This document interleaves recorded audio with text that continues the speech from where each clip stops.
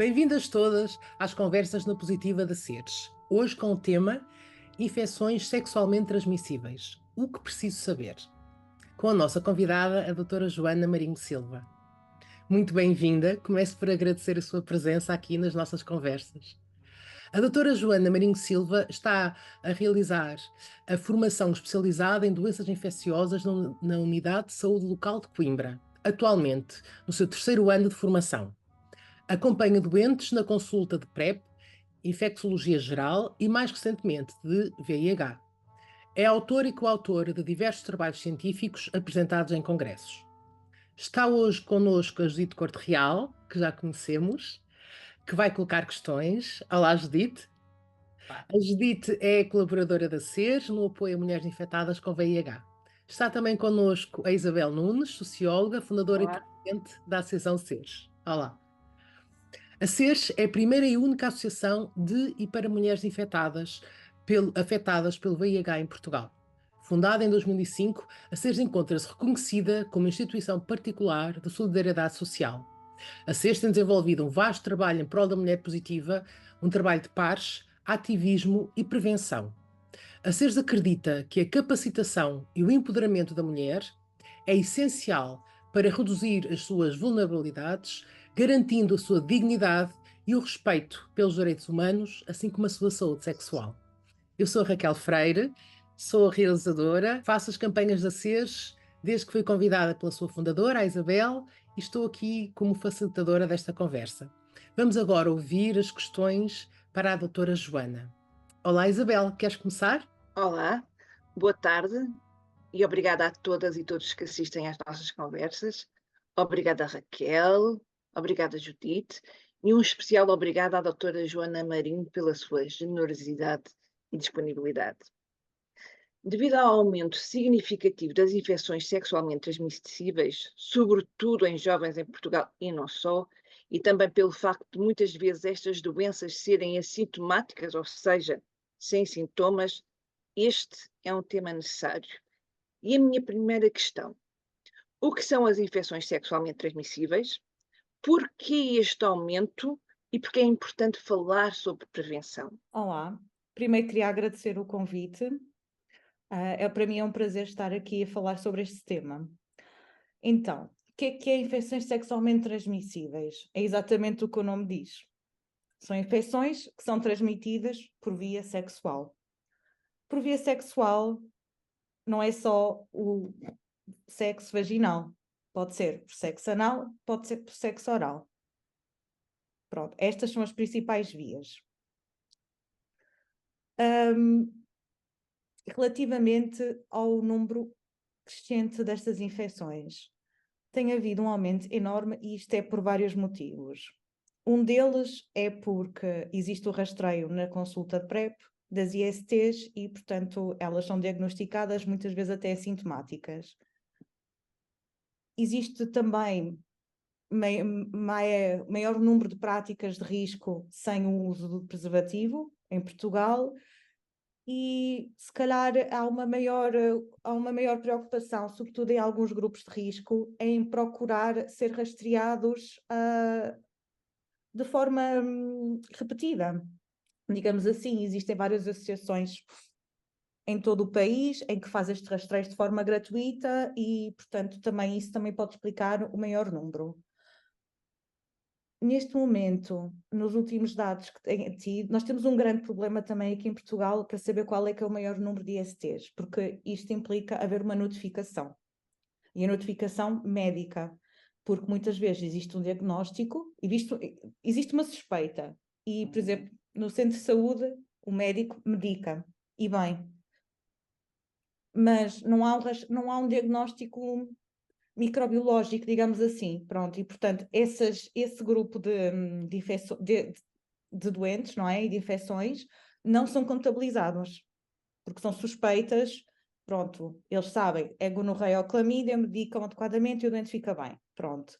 Mas isto são ISTs, pronto, temos esse problema. Depois temos o problema de muitos fazerem colheitas, mas não haver a notificação médica, pronto, às vezes por um enorme volume de doentes, às vezes quem faz o pedido do exame faz num pedido de serviço de urgência e depois não há notificação e, portanto, o que se pensa é que existem mais do que para além do que aquelas que estão notificadas.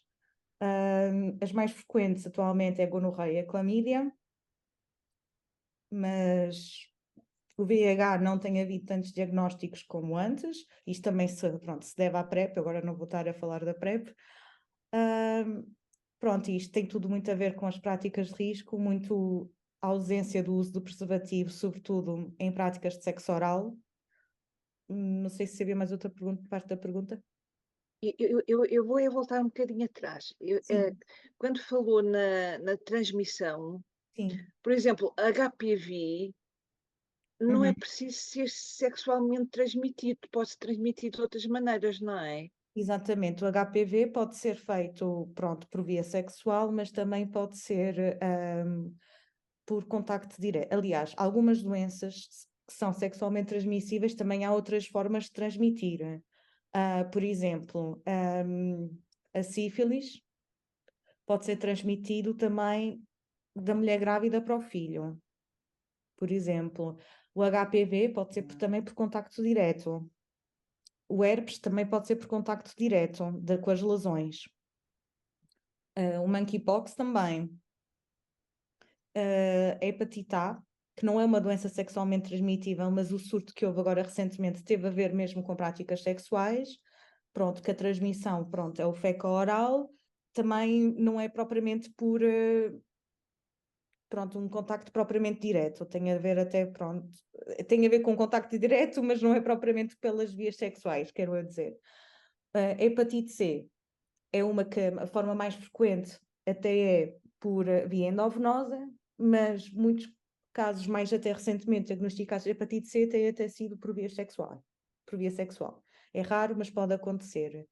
Olá a todas, mais uma vez, obrigada a todas, muito obrigado à doutora Joana Marinho, ainda não nos conhecíamos, muito gosto em conhecê-la. E então a minha pergunta é a seguinte: quais as infecções sexualmente transmissíveis mais comuns em Portugal e nos países de expressão portuguesa?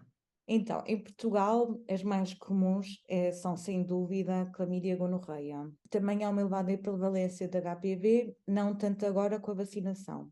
Nos países de expressão portuguesa, é uma pergunta difícil, porque são casos que muitas vezes não são diagnosticados, não são notificados, não são contabilizados. E, portanto, não tenho bem presente, mas creio que não será o mesmo que aqui em Portugal, até será mais provavelmente o VIH, até por transmissão vertical. Pois. Doutora, hoje em dia há a vacina do HPV, não é? Já se dá a vacina do HPV. Essa vacina tem uma idade indicada, uma idade específica, ou pode ser dada em qualquer idade? Essa vacina é mais eficaz quanto mais novos forem os rapazes e as raparigas. Agora, atualmente, até está recomendada a partir dos 10 anos, que é exatamente a idade, digamos, certa, porque é antes de iniciarem a atividade sexual, que é exatamente nessa altura que deve ser feita. O que os estudos mais recentes demonstram é que pode ser feita até aos 45, 50 anos, depois depende um bocadinho de cada país, é menos eficaz a partir ao longo da idade. Contudo, é uma excelente vacina na mesma, até para prevenir pessoas que já tenham condilomas, por exemplo. Ajuda a prevenir a progressão deles, ou mesmo que haja um desenvolvimento para um cancro. Felizmente, a vacina do HPV foi introduzida nos rapazes, porque isto era uma preocupação muito grande, até da Sociedade da Pediatria, porque eles também. Isto não é só as mulheres que têm cancro por HPV, do cancro do colo do útero, os homens também podem ter. E o HPV até é um tema interessante, porque o HPV não dá só cancro do colo do útero, também pode dar cancro da orofaringe. Isto também pelas práticas de sexo oral, e pode dar cancro anal. Existem alguns centros em todo o mundo, mais em países desenvolvidos, que fazem o rastreio do cancro anal. Em Portugal, eu penso que é só no norte. Pronto, porque isto depois envolve toda uma logística e várias especialidades, porque existem vários muitos casos de homens com cancro anal pela transmissão do HPV. E eu só tenho muita pena que a partir de determinada idade as pessoas tenham de pagar, e é uma vacina bastante cara, porque é uma excelente vacina e é uma vacina que, que ajuda a prevenir o cancro, e isto é o essencial. Pronto, porque para além de. Porque pronto, uma coisa é uma pessoa ter um condiloma, outra coisa é uma pessoa ter um HPV, um congénito que pode dar cancro. Então, não faz parte do plano de vacinação essa vacina. Faz para todas as pessoas que nasceram depois de 2009. Pronto, esta vacina foi introduzida antes só para mulheres, e eu penso que abrangia idades, acho que abrangeu até 1990, mulheres nascidas em 1990, 90, 91, pronto. Portanto, tudo o que é para trás provavelmente haveria pagar. Pronto, e dos rapazes, eles estavam a tentar até nascidos de 2009, penso eu. Portanto, jovens adultos neste momento têm de a pagar.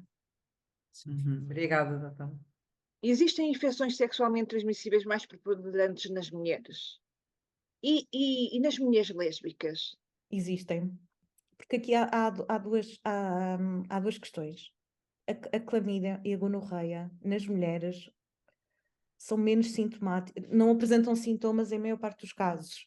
E isto acaba até por ser um grande problema, porque nas mulheres, a clamídia e a gonorreia, que são as mais frequentes nas mulheres, habitualmente, não apresentam sintomas. Então as mulheres não fazem rastreio. E o que é que acontece? Acontece que desenvolvem doença inflamatória pélvica. E isto é uma inflamação que pode ser, pronto, que é mais no útero, mas pode também ser no ovário, e pode ser nas trompas de Falópio. Pronto, e isto é uma inflamação muito difícil depois de se tratar, que pode provocar infertilidade. E isto é o maior problema. Porquê que as mulheres não são rastreadas? Não sei. Primeiro porque não têm sintomas. Depois porque não se considera um grupo de risco. Muitas vezes. E terceiro, acham sempre que não têm sintomas, não têm nada. E nem sempre é assim. Estas são as mais frequentes nas mulheres, é a clamídia e a gonorreia. Nas mulheres que têm sexo com mulheres, também. Muitas vezes as pessoas acham que mulheres que têm sexo com mulheres não têm risco de apanhar ISTs. É mentira. Têm um risco baixo para transmissão por VIH, é verdade, mas para clamídia e gonorreia, sobretudo clamídia, têm bastante este risco. Isto por causa das práticas de sexo oral e, muito mais importante, partilha de brinquedos sexuais, que isso acontece bastante entre mulheres que têm sexo com mulheres, e aí sim há o risco. Pronto, as mulheres também, a maior parte delas já são vacinadas para o HPV, portanto, e também são rastreadas nesse sentido, e quando fazem a citologia, muitas vezes é só detectada a tricomonas. E mesmo assim, nem todos os centros, penso eu, que fazem essa colheita. E isso acaba por ser um problema porque, pronto, elas não são diagnosticadas e depois também não são tratadas. E depois também há um estigma na mulher que tenha uma relação sexual sem preservativo e que vá a um serviço de urgência dizer isso como eu ter apanhado uma IST. Isto existe. Não é tão... um homem não tem tanto o estigma de fazer isto do que uma mulher. E, portanto, eu acho que isso também é outro dos motivos que o diagnóstico não é feito. E depois, também, num corrimento de uma mulher, pensa-se em várias causas e muitas vezes esquecemos da clamídia e gonorreia. E pronto, isso depois também leva a não haver o diagnóstico. Porque, no fundo, não são exames que sejam pedidos... assim, que sejam pedidos com frequência, nem por médicos de família, nem... Pois, aliás, pelo médico de família também temos esse problema, porque até há pouco tempo, eu não sei se isso já mudou ou não agora com a transformação das ULS, mas o pedido de teste de gonorreia clamídia não era comparticipado nos cuidados de saúde primário e, portanto, os médicos de família também não conseguiam fazer esse pedido. Por muito que quisessem, o doente teria de pagar na totalidade. Também nos dificulta aqui um bocado o diagnóstico, porque numa mulher com corrimento Não existe só clamídia e gonorreia, existem várias hipóteses, até coisas que não tenham a ver transmissão sexual. E pronto, e às vezes estas duas causas são um bocadinho postas de parte. Muito obrigada, doutora. Quais são as formas mais comuns da transmissão das infecções sexualmente transmissíveis, incluindo o VIH? A forma mais frequente nos homens tem sexo com homens é o sexo anal, nas mulheres é o sexo vaginal, ou pronto, se tiverem práticas de sexo anal, pronto. E a transmissão de VIH é sempre um risco maior se houver ejaculação dentro de uma, pronto, vagina, ânus, ejaculação ou mesmo o fluido pré-ejaculatório, ou seja, a questão de tirar, há sempre um fluido que é primeiro, portanto há sempre esse risco. Isto porquê? Porque aí há risco também de fissuras e há risco de haver lesões nas mucosas e aí também facilita mais a transmissão. O sexo oral é que tem menos risco para a transmissão de VIH, mas ele existe, sobretudo se houverem feridas na boca. Pronto, as outras, eu acho que já falei há bocadinho. Também há risco, pronto, partilha de objetos, também há risco por colocação de dedos nas cavidades, até se houver algum tipo de ferida, por exemplo, na mão, há sempre esse risco, e é isso. Isabel, Eu ia perguntar quais são os fatores de risco para uma infecção sexualmente transmissível, mas se calhar já está a responder, não? Os fatores de risco, no fundo, prende-se. O maior fator de risco é não usar preservativo. Acho que assim, o que muitas pessoas acham, isto na minha consulta acontece muitas vezes, é que acham que usam preservativo no sexo vaginal, no sexo anal e estão protegidos e esquecem-se do sexo oral. E o sexo oral, há risco, pode não haver risco de transmissão por VIH, mas há das outras. E pronto, e as outras às vezes também são difíceis de tratar, não são assim tão fáceis, porque também existe a questão da resistência dos antibióticos. E portanto é mesmo preciso reforçar sempre que as três práticas há sempre risco. Pode não haver risco de VIH, mas há das outras, e vice-versa. E, portanto, isto é sempre importante reforçar. Pronto, e depois também o que eu falei há bocado, a partilha dos objetos. Isto acontece bastante, na verdade, a partilha dos objetos, às vezes esquecem-se, passam de um para o outro e não lavam, não limpam, não colocam o preservativo, por exemplo, num brinquedo. E se a pessoa tiver com sintomas, também está a passar, com sintomas não, com infecção, pode estar a passar à outra pessoa. Sem esquecer que muitas mulheres que têm sexo com outras mulheres, às vezes também têm sexo com homens. E muitos homens que têm sexo com homens também têm sexo com mulheres. E, portanto, há aqui tipo, todo um risco de transmissão de mulher para mulher e de homem para mulher e vice-versa que pode ocorrer. Eu queria só relembrar que às vezes esquece um bocado, é que existe o preservativo feminino. Sim. Não é? E o preservativo feminino é esquecido. Eu não sei se ele é esquecido ou se também não está assim tão acessível e disponível. Eu acho que é as duas coisas, sinceramente, porque o preservativo masculino nós conseguimos encontrar em qualquer sítio, em todas as farmácias, em todos os supermercados, é disponibilizado gratuitamente em quase todas as unidades de saúde, em todas as associações. Agora, o preservativo feminino não é assim tão fácil de encontrar. Se nós formos a uma farmácia, há muitas que não vendem. No supermercado, então, não é assim tão fácil. Mesmo em muitas unidades de saúde, ele não está disponível. E eu acho que também tem muito a ver com isso. Acho que, para além de não ser falado, não é disponível, não está disponibilizado. E, portanto, acho que cai no esquecimento. Cai completamente. É. Até porque, como não está à vista e como não se fala, também não há um interesse na procura. Eu acho que passa por aí, Judite. É que nós estamos tão habituadas ao preservativo masculino, já estamos habituadas a ele, que quando vemos o preservativo feminino, é tão grande, é tão diferente. Mas eu acho que é uma questão de hábito e acho que temos que começar a habituar. Nós, na associação, nós distribuímos o preservativo feminino e o masculino e saíam os dois bastante. Mas eu acho que o feminino era mais por curiosidade do que para utilizá-lo, para dizer a verdade. Sim. Mas isso também já é um ótimo princípio. claro, Sim, sim, sim. é o começo. É. Começa por aí. Doutora Joana, que diagnósticos e testes é que existem para diagnosticar as doenças sexualmente transmissíveis? Isto depende um bocado dos sintomas do doente e, portanto, muito fácil, por exemplo, se tiverem corrimentos, conforme depois as práticas dos doentes, corrimentos, por norma, o que nós queremos excluir sempre é gonorreia e clamídia.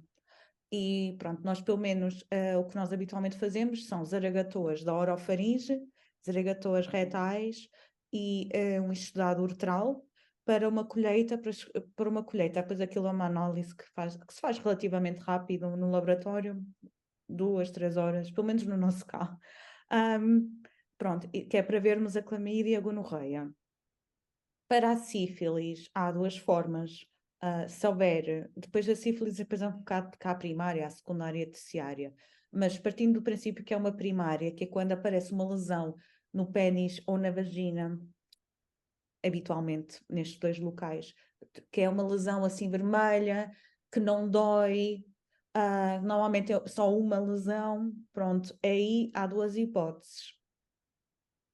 Primeiro medica-se, porque é muito compatível com uma sífilis, e pode-se fazer uma colheita, que se faz uma zaragatoa nessa lesão e envia-se para o laboratório para ver se é mesmo sífilis, porque muitas vezes nessa altura da sífilis é muito inicial e, portanto, se nós fizermos uma colheita de sangue para procurar sífilis, nos primeiros 15 dias isso ainda pode dar negativo.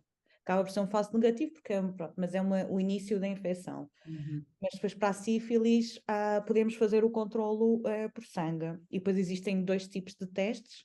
Primeiro, que é que nós chamamos de troponémico, que diz se a pessoa tem sífilis, e este vai dar sempre positivo para a vida toda. Pronto. E depois temos os não troponémicos, que é o que nós vigiamos a atividade da doença. Isto porquê? Porque uma pessoa que tem sífilis vai ter sempre o teste positivo para a vida toda. Uma pessoa que tenha sido tratada para a sífilis vai ter o teste positivo para a vida toda. E, portanto, nós aí temos de vigiar o que se chama a atividade da doença. E o que é expectável é que após o tratamento, ao final de 6 e 12 meses, os títulos baixem. Mas se houver uma reinfecção, os títulos aumentam. E nós vigiamos por aí. Por isso eu explico sempre aos meus doentes. Não vale a pena pedirem ao médico de família uma coisa da sífilis, porque vai-vos dar positivo. Têm de dizer que já fizeram o tratamento, porque depois assustam-se que vem positivo, pois é normal. Depois, pronto, o VIH, existem os testes rápidos, pronto, e depois deve sempre ser confirmado por um teste de quarta geração. O da hepatite B é igual, existem testes rápidos, mas depois nós confirmamos sempre no laboratório na eventualidade de dar positivo. Hepatite C igual. Também me esqueci, também existem testes rápidos da sífilis, que muitas associações também têm. Pronto, lá está, pois há esse problema na sífilis, porque o teste rápido dá positivo, mas se a pessoa já teve sífilis, nós temos sempre que confirmar a atividade da doença. E em hepatite C também existem os testes rápidos, que também são bastante úteis. Se aquilo der positivo, mas a pessoa já tiver ter feito tratamento, pronto, hepatite C também é uma coisa que vai dar sempre positiva para a vida toda numa pessoa que fez tratamento e, portanto, aí o que se faz é que se quantifica a carga viral depois no sangue, se houver uma suspeita de reinfecção, se não, deixamos estar.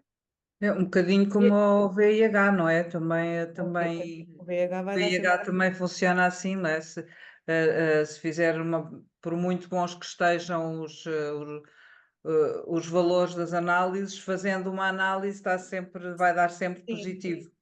porque o VIH é uma doença que não tem cura, mas isto tem tratamento. E, portanto, agora a sífilis tem cura. A sífilis, nós damos a penicilina, depois, consoante o estadio, é uma dose, é 3 doses, não interessa, damos tratamento e, à partida, a pessoa fica curada. Agora, uma pessoa que tenha VIH não vai apanhar VIH outra vez porque já tem. Mas uma pessoa que tenha tido sífilis e tenha feito tratamento tem sempre o risco de voltar a apanhar. Nunca fique imune. Clamídia é a mesma coisa. A gonorreia é a mesma coisa. A hepatite C também é uma doença, digamos, faz tratamento. A hepatite C fica curada, mas pode-se voltar a apanhar outra vez a hepatite C. A hepatite B é como o VIH. Depois, consoante depois a quantidade, pronto, depois existem vários critérios, porque a hepatite B não precisa de sempre de haver tratamento. Mas pronto, uma pessoa que tenha tido hepatite B não volta a apanhar outra vez, porque já a tem. É uma doença também crónica. O VIH pode haver o caso de se reinfectar. Portanto, não se infecta novamente, mas pode se reinfectar com uma nova estripe, Sim, não mas é? isso sim, pode, pronto, mas isso não é nada comum, é só por isso. Mas sim, há sempre essa possibilidade. Referiu que alguns testes estavam disponíveis na comunidade, nas associações, e eu pergunto se também estão disponíveis nas farmácias. Eu gostava muito, mas infelizmente, do que eu tenho conhecimento, acho que o único teste disponível neste momento na farmácia, que custa cerca de 20 euros, se não estou em erro, é o teste rápido VIH. Eu penso que os outros não estão disponíveis. Infelizmente, Pois é uma pena, sim. é mesmo, porque às vezes poupava-se muitos sustos e muitos problemas. E pronto, e depois lá está, há sempre o estigma de uma pessoa entrar, de ir ao médico de família, ter vergonha de ir ao médico de família e dizer que queria fazer um teste de rastreio das ISTs. Há muita gente ainda com muita vergonha. Até porque depois às vezes o médico de família conhece a mãe, conhece a avó e as pessoas têm vergonha. Mas, E não precisam de ter, porque o médico de família não vai contar nada a ninguém. As consultas são sempre confidenciais e, portanto, e as pessoas devem fazer pelo menos uma vez na vida o teste de VIH. E se são sexualmente ativos com diferentes parceiros ou parceiras, legítimo, devem fazer rastreios pelo menos anuais, pelo menos. E não há vergonha nenhuma disso, porque é uma coisa perfeitamente natural e fazendo pelo médico de família e descobrindo, fazendo diagnóstico de uma sífilis ou diagnóstico de uma hepatite B, de uma hepatite C, existem tratamentos. E sabendo que elas existem, trata-se e evita-se a progressão. Porque a sífilis não tratada pode provocar muitos problemas. Ela pode progredir e pode dar infecções do sistema nervoso central e também a nível ocular. Isso já implica tratamento a nível de internamento hospitalar, implica um internamento de pelo menos 14 dias a fazer penicilina endovenosa. Portanto, é sempre muito importante fazerem os rastreios e é mesmo pena não existir nas farmácias, porque as próprias pessoas iam ficar muito mais descansadas em que iam lá comprar e pronto, estavam na vidinha delas, faziam o teste sem que ninguém soubesse e ficavam descansadas. claro, para já, porque o diagnóstico precoce é muito, muito importante.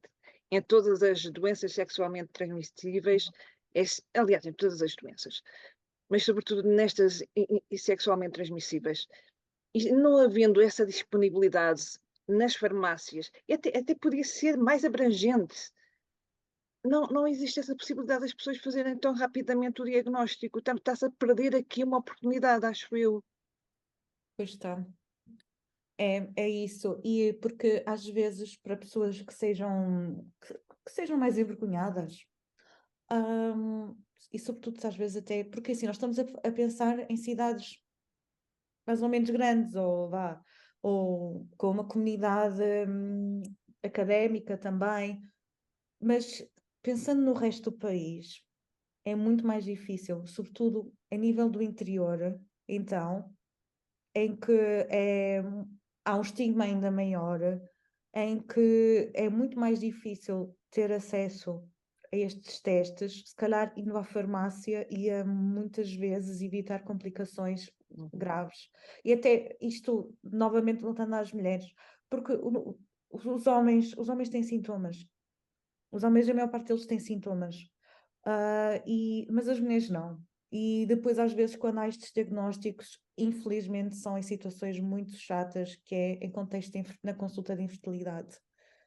E é muito complicado depois descobrir que existe uma dificuldade em engravidar porque tem uma infecção por clamídia. Podia ter sido uma coisa facilmente tratada com um antibiótico em 7 dias. E quem diz clamídia diz uma sífilis ou diz uma gonorreia.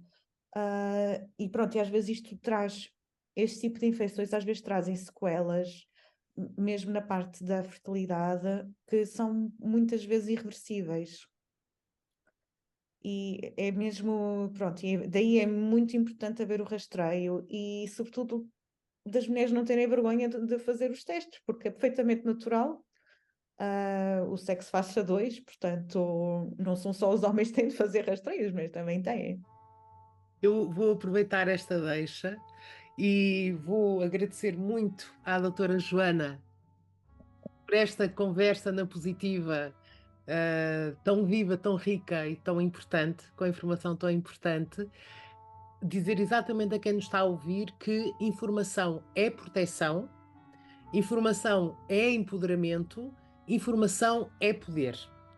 E isto é muito importante. Portanto, quem nos está a acompanhar, quem ouvir isto, seja no podcast, seja no Spotify, seja no YouTube, onde for, e nos ouça, se tiverem dúvidas, escrevam para a Seres, podem ir ao nosso site, podem ir ao YouTube, podem ir ao Facebook, podem ir ao Instagram, há imensos meios, coloquem as questões, coloquem todas as dúvidas. E se não tiver a internet, há sempre um médico de família, uma enfermeira no centro de saúde. Não tenham receio, coloquem as vossas questões, porque informação é poder. Portanto, estamos juntas. Agradeço mais uma vez, agradeço a doutora Joana, agradeço à Judite, agradeço à Isabel e até à próxima conversa na Positiva. Obrigada. Obrigada. Obrigada.